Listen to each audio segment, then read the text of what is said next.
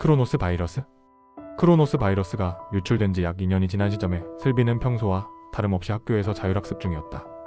며칠 전부터 속이 좋지 않았고 이따금씩 심한 두통이 찾아왔지만 다음 주가 시험 기간이라 그러려니 했다. 아우, 머리가 깨질 듯이 아프네. 슬비야, 괜찮아? 슬비의 기숙사 룸메이트인 은영이 물었다. 평소 감기 한 번 안 걸리던 건강한 슬비가 어딘가 아파하는 모습을 처음 봤다. 아니야, 머리가 좀 아픈데. 시험 기간이라 그런 거겠지. 괜찮아. 슬비도 별거 아니라 생각했다. 그렇게 야간 자율학습 시간이 끝이 나고 기숙사로 돌아와 은영이와 함께 도서실에서 시험 공부를 하려고 했는데 슬비가 보이지 않았다. 은영은 평소와 다른 모습의 슬비가 걱정돼 여기저기 찾았다. 분명 화장실에 간댔는데 왜 이렇게 안 오는 거야? 은영은 슬비가 화장실에 간다고 했던 것이 기억이 나서 화장실로 향했다. 화장실은 조용했지만 한 칸만 문이 닫혀 있었다. 은영은 여러 번 노크를 했지만 아무런 반응이 없자 허리를 숙여 아래쪽 문틈 사이로 안쪽을 봤다. 그곳에는 슬비가 의식을 잃은 채 쓰러져 있었다. 소설 크로노스 바이러스 쓰러진 슬비 편. 슬비야, 왜 그래? 정신 차려. 하지만 화장실 문은 안쪽에서 잠겨 있었기에 문을 열 수가 없었다. 은영은 기숙사 사감 선생님을 찾으러 뛰어나갔고 친구들에게 슬비가 쓰러졌다는 사실을 알렸다. 그중 또 다른 슬비의 룸메이트인 주희가 화장실로 뛰어갔다. 주희는 화장실 옆 칸을 통해 슬비가 쓰러진 곳으로 들어가 문을 열고 슬비를 깨우려 했다. 정신 차려봐. 슬비는 눈을 떴지만 눈동자엔 초점이 없었고 아무런 말도 없이 신발도 신지 않은 채 자신의 방으로 터벅터벅 걸어갔다. 친구들과 기숙사 사감은 119 구급대에 전화해 슬비를 급히 병원으로 이송했다. 기숙사 사감은 슬비 아빠 강현에게 전화를 걸어 슬비가 쓰러졌음을 알렸고 강현은 튕기듯 일어나 슬비가 이송된 병원으로 향했다. 선생님, 우리 슬비 괜찮은 겁니까? 멀쩡하던 애가 왜 갑자기 쓰러진 거죠? 병원 도착 직후 경련을 했고 CT와 MRI 촬영 등 몇 가지 검사를 해봤지만 특이사항은 없습니다. 조금 있으면 깨어날 겁니다. 의사는 별일 아니라는 듯 강현에게 안심하라는 말만 남기고 자리를 떠났다. 강현은 밤새 슬비의 곁을 지켰다.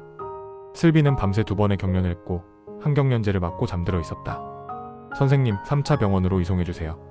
아무래도 안 되겠습니다. 그냥 여기서 치료받으세요. 3차 병원에서는 이런 일로는 안 받아줍니다. 이런 일이라뇨? 멀쩡하던 애가 쓰러져 저렇게 누워있습니다. 아, 글쎄 3차 병원에 가도 자리도 없을 거예요. 그냥 여기서 치료하시죠. 강현은 의사들의 대수롭지 않다는 말투와 그들의 행동에 너무나 화가 났다. 지난밤 슬비가 잠시 깨어나 강현을 안심시켰을 때 슬비는 갑자기 경련을 하기 시작했다.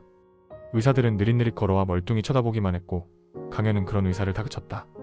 지금 경련하잖아요. 안 보입니까? 뭐 하시는 거예요? 빨리 손을 써야 할 거 아닙니까?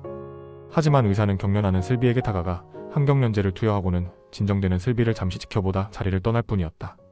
강현은 다시금 3차 병원으로 이송을 부탁했으나 묵살당했고 집과 가까운 병원으로 이송해줄 것을 요구했다. 결국 강현은 다음날 집 근처 2차 병원으로 슬비를 이송했고 그 다음날 3차 병원으로 슬비를 이송할 수 있었다. 3차 병원에서는 슬비의 상태를 보자마자 집중치료실로 옮겼고 원인을 찾지 못해 하루에도 몇 번씩 체열과 검사를 했다. 강현은 하늘이 무너지는 듯 했다. 건강하게 태어나 17년간 어디 한 군데 아파본 적 없었고 평소 병원 한 번 안 가본 슬비가 갑자기 쓰러졌다는 것을 실감할 수 없었고 도무지 정신을 차릴 수가 없었다. 슬비야, 아빠야. 눈 좀 떠봐. 강현이 할 수 있는 것은 아무것도 없었다. 크로노스 바이러스로 락다운 상태였기에 면회조차 허용되지 않았다. 24시간 집중치료실 문 앞을 지키고 있는 강현 내외 모습에 간호사들이 몰래 한 번씩 면회를 시켜주었다. 그럴 때마다 강현은 인공호흡기에 의지해 누워있는 슬비를 바라보며 하염없이 눈물을 흘렸다. 흑흑흑, 슬비야, 아빠가 미안해. 강현이 할 수 있는 말은 그뿐이었다. 강현은 슬비가 쓰러진 이유는 백신 때문이라 생각했고 담당 조치의에게 물었다. 선생님, 혹시 백신 부작용 아닐까요? 백신을 맞기 전까지 슬비는 병원 한 번 안 가본 아이입니다. 글쎄요, 아버님. 슬비가 백신을 맞은 건 약 7개월 전입니다. 백신 부작용은 아닌 것 같습니다.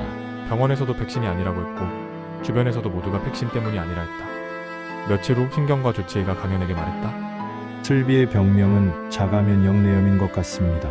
극희귀병인데다가 자가면역내염이라는 것이 아직 미지의 질병이다 보니 정보가 많지 않습니다. 이제 면역치료에는 방법이 없을 것 같습니다. 강현은 또 한 번 하늘이 무너져 내렸다. 다른 방법이 없다는 말을 듣자 강현은 그야말로 아무런 생각도 아무런 행동도 할 수 없었다.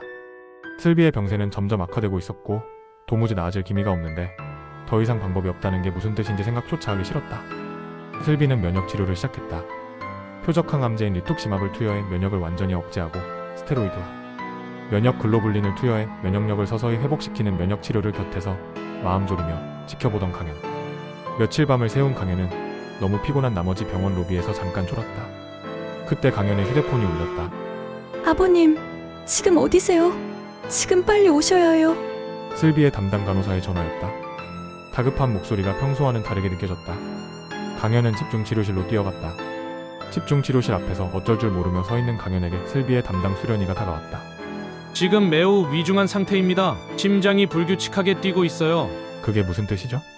곧 주치의신 전지혜 교수님께서 오셔서 설명드릴 겁니다. 잠시만 기다려주세요. 강현은 아무 말도 하지 못했다.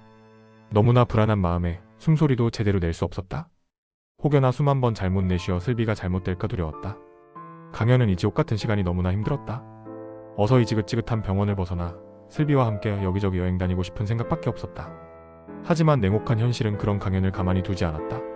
슬비 아버님, 지금 슬비의 상태는 뇌가 많이 부었고 심장이 불규칙하게 뛰고 있습니다.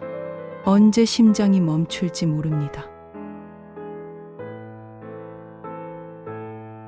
강현은 숨조차 쉴 수 없을 만큼 충격을 받았다. 어제까지만 해도 우리 슬비가 잘 버티고 있다고 하셨잖아요. 우선 전기 충격기로 불규칙한 심장 박동을 바로잡아 보겠습니다. 그래도 돌아오지 않으면 CPR을 하게 됩니다. 그래도 돌아오지 않으면 방법이 없습니다. 2022년 7월 7일 새벽 4시 16분 슬비가 세상을 떠났다.